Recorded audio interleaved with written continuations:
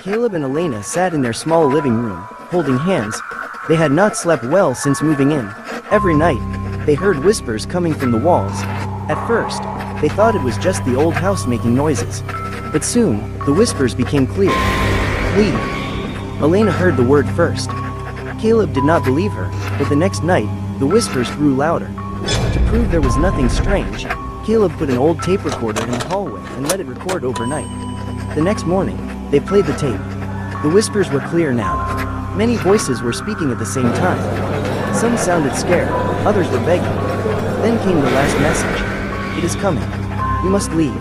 It is almost here. Elena grabbed Caleb's hand. What is coming? Caleb shook his head and listened again. Then he heard something new. The whispers were answering something. Something that was breathing. That night, they decided to leave. They packed quickly and ran toward the door. But just as they reached it, the air became heavy. A deep, low sound came from the walls.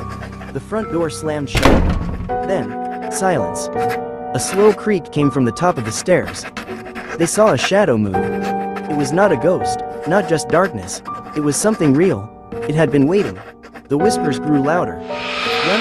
Caleb pulled Elena's hand and forced the door open. As soon as they ran outside, the whispers stopped. The thing did not follow them. They did not look back. The next morning, they returned with the police. But the house was different. The old walls were empty. There was no furniture, no pictures. It looked like no one had ever lived there. Only the tape recorder was still on the floor. Caleb picked it up with shaking hands. He pressed play. There was no sound. Then, one final whisper. You were lucky. No one ever lived in the house again. But on some nights, when the wind was strong, the neighbors said they could still hear whispers, waiting for the next family to come inside.